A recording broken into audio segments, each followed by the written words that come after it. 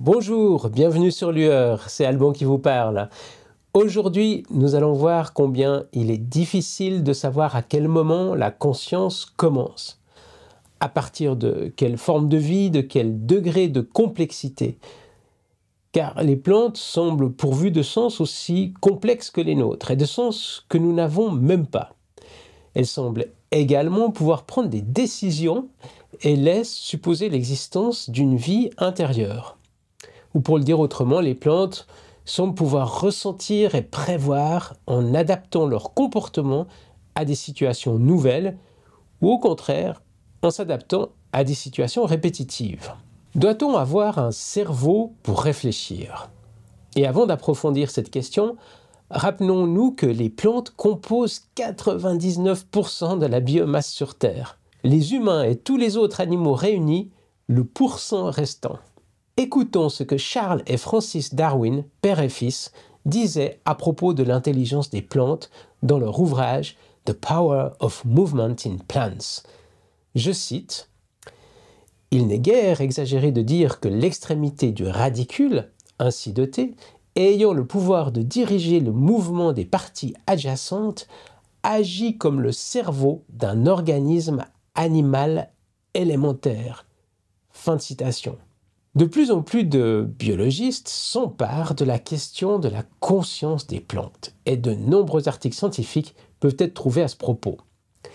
La recherche en ce domaine est en vogue. L'idée d'une intelligence des plantes est de plus en plus admise, même si, il faut bien l'admettre, elle n'a pas encore fait son chemin dans tous les cercles académiques. Si on définit l'intelligence comme la capacité à s'adapter à son milieu et à résoudre des problèmes, on peut très bien admettre qu'une plante est intelligente, car elle adapte son comportement, entre autres, aux conditions climatiques, aux conditions nutritives du sol et à l'ensoleillement à disposition. Stefano Mancuso, biologiste et professeur de botanique à l'Université de Florence, est l'un des principaux promoteurs du concept de neurobiologie végétale. Dans son livre Verde brillante, sensibilità e intelligenza del mondo vegetale, le vert brillant, sensibilité et intelligence du monde végétal, traduit littéralement, coécrit avec Alessandra Viola, il défend l'idée que les plantes jouissent des 5 sens que nous possédons. Évoquons d'abord la vue. Une plante oriente ses feuilles en direction de la lumière, et même si on ne peut pas parler de vue oculaire, elle est bien dotée d'une capacité à détecter une source lumineuse précise dans les longueurs d'onde situées plutôt dans le proche infrarouge, le rouge, et également un petit peu dans le bleu. L'ouïe est un autre de ces sens, car il a été démontré que les plantes sont sensibles à certaines longueurs d'onde. Elles entendent, par leurs racines, les vibrations transmises par le sol, et nombre de jardiniers ont pu constater l'effet de la musique sur leurs plantes. Il y a même des chercheurs de l'université de Tel Aviv qui ont mené une recherche sur la capacité de certaines plantes à entendre les insectes. En effet, la concentration en sucre du nectar de fleurs d'onagre augmente rapidement lorsqu'elles sont exposées au bruit des ailes d'abeilles, mais aussi au bruit des ailes de papillons. Ce qui laisse supposer une sensibilité à un stimulus que nous qualifierons de sonore extrêmement fin. Qu'en est-il du toucher ? Les plantes grimpantes, comme la vigne, sont équipées de vrilles se saisissant d'objets stables pour grimper. Le Mimosa pudica referme ses feuilles quand il est touché et la Dionée attrape-mouche referme ses mâchoires sur de petits insectes. L'odorat est un sens très représenté. Certaines plantes communiquent par des molécules volatiles, comme le jasmonate de méthyle, qui est produit par les tomates quand elles sont soumises à des stress pour avertir les autres d'un danger. De plus, le jasmonate de méthyle a la propriété de donner un goût désagréable aux feuilles et peut ainsi les protéger contre les prédateurs comme les chenilles. Évoquons enfin le goût. Les pointes des racines sont sans cesse à la recherche de nutriments favorables à leur croissance. Selon Stefano Mancuso, elles vont à la recherche des nutriments les plus appétissants comme les nitrates, les phosphates ou le potassium qu'elles peuvent localiser avec une grande précision, même dans des quantités très limitées. Elles sont capables, toujours selon lui, de décision et de réflexion, et elles bénéficient en plus de cela de 15 autres sens que les êtres humains ne possèdent pas. Parmi ceux-ci, un sens hygrométrique leur permet de situer une source d'humidité. D'autres sens leur donnent la capacité d'émettre ou de mesurer des champs électromagnétiques pour communiquer entre elles. L'intelligence n'est rien sans la capacité à mémoriser. Quelle valeur donner en effet à une information vitale si elle est ensuite oubliée? Pour mesurer la capacité des plantes à se remémorer une situation, la chercheuse et professeure de biologie australienne Monica Galliano a imaginé une expérience surprenante en travaillant sur le stress et la mémoire engendrée par celui-ci. Le Mimosa pudica, dont il a été question auparavant, a la capacité de fermer ses feuilles quand il est effleuré ou qu'il subit un stress. Mais la plante va réagir à des stimuli précis, elle ne va pas replier ses feuilles à chaque occasion. Comme par exemple si le vent ou la pluie viennent la perturber. On peut voir sur internet de nombreuses vidéos sur cette étonnante capacité que je vous invite à aller voir dans les notes en dessous de cette vidéo. Monica Galliano a imaginé une expérience dans laquelle elle fait subir à des Mimosa pudica en pot une chute de 15 à 20 cm amortie par un matelas à leur arrivée. Chute donc inoffensive pour la plante. Cela ne manque pas, la plante replie ses feuilles dans un réflexe de protection face à cette situation stressante. Il est bon de rappeler ici que le vent seul ne permettrait pas de provoquer ce réflexe chez la plante. Celle-ci détecte une accélération et donc un danger. Elle réagit en se protégeant. Mais que se passe-t-il maintenant si l'expérience est répétée 60 fois de suite avec un intervalle de 5 secondes entre chaque chute? Le mimosa va d'abord avoir une réaction moins vive et ne fermer ses feuilles qu'à moitié, réalisant que la chute n'est pas aussi périlleuse que ça. À la fin de l'expérience, le mimosa restera complètement indifférent et les feuilles resteront grandes ouvertes comme si rien d'anormal ne se passait. Mais peut-être s'agit-il d'un simple épuisement mécanique du système de fermeture des feuilles qui fait que la plante ne peut plus réagir à ce stimulus. Il semblerait que non. Car la même plante, soumise à un autre type de stimulus stressant, comme le fait d'être vivement secouée, va la conduire à replier ses feuilles à nouveau. De manière à tester les capacités mémorielles de la plante encore plus loin, la scientifique donne une semaine de repos à ces mimosas avant de répéter l'expérience. Les plantes, à nouveau soumises au stress de la chute, mais ayant appris que celle-ci ne présentait pas un danger, ne vont pas replier leurs feuilles. L'expérience répétée même après 28 jours va donner le même résultat. La plante aura compris et gardé en mémoire l'innocuité des chutes auxquelles elle est soumise. Monica Galliano fait remarquer que 28 jours est une durée de mémorisation particulièrement longue. Les abeilles, par exemple, ne se souviennent de nouvelles expériences que pendant une durée d'à peine 2 jours. Les abeilles, pourtant, sont équipées d'un système nerveux et d'un cerveau, aussi petit soit-il. La conclusion de la scientifique est la suivante. Cerveau et neurones sont des solutions sophistiquées, mais pas une nécessité pour l'apprentissage. Francis Hallé, botaniste français réputé et initiateur du fameux radeau des cimes, une plateforme légère soutenue par un dirigeable qui se pose délicatement sur la canopée pour étudier le biotope situé au sommet des arbres, donne quant à lui l'exemple du Desmodium gyrans, une plante aux capacités motrices fascinantes qui peut orienter très rapidement ses feuilles dans la direction d'une source de lumière, mais aussi, semblerait-il, dans la direction d'une source sonore.